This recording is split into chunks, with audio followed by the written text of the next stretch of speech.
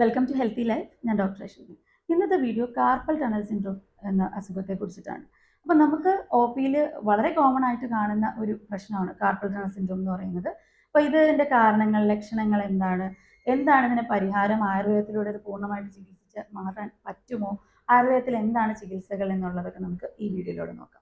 അപ്പോൾ carpal tunnel syndrome എന്ന് പറഞ്ഞു കഴിഞ്ഞാൽ നമുക്ക് അതെന്താണ് എന്ന് ചോദിച്ചാൽ നമുക്ക് ഇവിടെ കൈപ്പത്തിയിലേക്ക് പോകുന്ന ഒരു പ്രധാനപ്പെട്ട നെർവാണ് മീഡിയൻ നെർവ് എന്ന് പറയുന്നത്.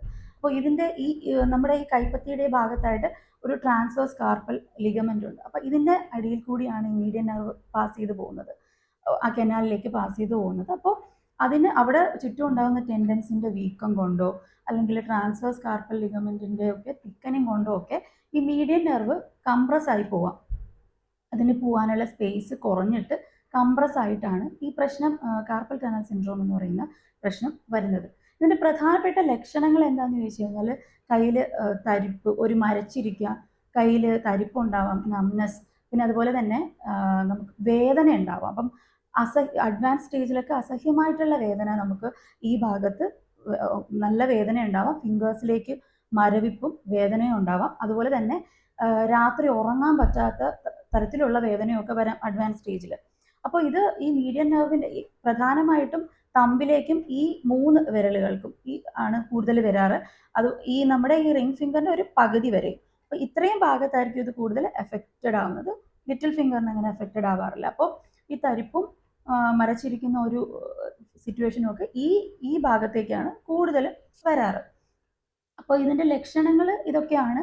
പിന്നെ അതുപോലെ തന്നെ നമുക്കിപ്പോൾ ചെയ്തുകൊണ്ടിരുന്ന ജോലികളൊക്കെ ചെയ്യാൻ ബുദ്ധിമുട്ടായിരിക്കും, മുടി കെട്ടാനൊക്കെ ബുദ്ധിമുട്ടായിരിക്കും. ചിലപ്പോൾ ആക്സിലറേറ്ററൊക്കെ സ്കൂട്ടിക്കൊക്കെ ആക്സിലറേറ്റർ കൊടുക്കുമ്പോൾ നല്ല വേദന വരാം. പിന്നെ ഒരു ബലക്കുറവും ഒക്കെ ഫീൽ ചെയ്യാം നമുക്കിപ്പോൾ എന്തെങ്കിലും ഒരു ജോലി ചെയ്യുമ്പോൾ. ഇതൊക്കെയാണ് മെയിനായിട്ടുള്ള ലക്ഷണങ്ങൾ എന്ന് പറയുന്നത്. ഇതിൻ്റെ കാരണങ്ങൾ എന്താണെന്ന് വെച്ചാൽ ഒരു കാരണവും ഇല്ലാതെയും നമുക്ക് കാർപ്പൽ ടണൽ സിൻഡ്രോം വരാം. എന്നിരുന്നാലും ഇപ്പോൾ തൈറോയിഡ് ഡിസ്ഫങ്ഷൻ ഉള്ളവർക്കും ഡയബറ്റീസ് ഉള്ളവർക്കും റുമറ്റോയിഡ് ആർത്രൈറ്റിസ് ഉള്ളവർക്കും ഒക്കെ ഇത് കാണപ്പെടാറുണ്ട്. ഇതിനൊരു ആർത്രൈറ്റിസിൻ്റെ സ്വഭാവം ഉള്ളത് കൊണ്ട് തന്നെ നമുക്ക് ഒരു ഇടത്തെ കയ്യിൽ റെസ്റ്റിൽ പ്രശ്നം വന്നു കഴിഞ്ഞാൽ വലത്തെ കയ്യിലേക്കും കുറച്ച് നാൾ കഴിയുമ്പോൾ വരാനുള്ള സാധ്യതയും ഉണ്ട്.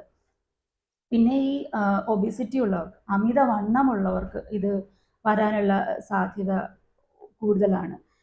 പിന്നെ എപ്പോഴും നമുക്ക് കൈ യൂസ് ചെയ്ത് ജോലി പലതരത്തിലുള്ള ഇപ്പോൾ തയ്യൽ ജോലികളുള്ളവർക്ക് അങ്ങനെയൊക്കെ ഉള്ളവർക്കും കൂടുതലായിട്ട് കാണപ്പെടാറുണ്ട്. പിന്നെ ഒരു രക്തവാത ഹിസ്റ്ററി ഉള്ളവർക്ക് വരാം.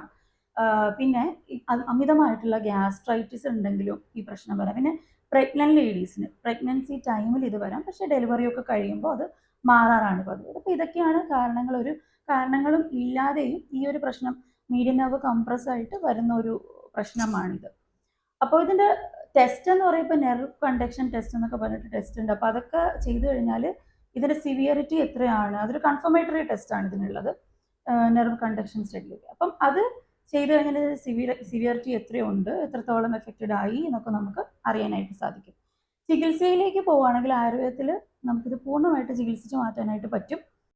ഇനിഷ്യൽ സ്റ്റേജിലാണെങ്കിൽ കൈക്ക് റെസ്റ്റ് കൊടുക്കുക, റെസ്റ്റ് സപ്പോർട്ട് ഇടുക, കുറച്ച് സ്ട്രെച്ചിങ് എക്സസൈസ് ഒക്കെ ഉണ്ട്.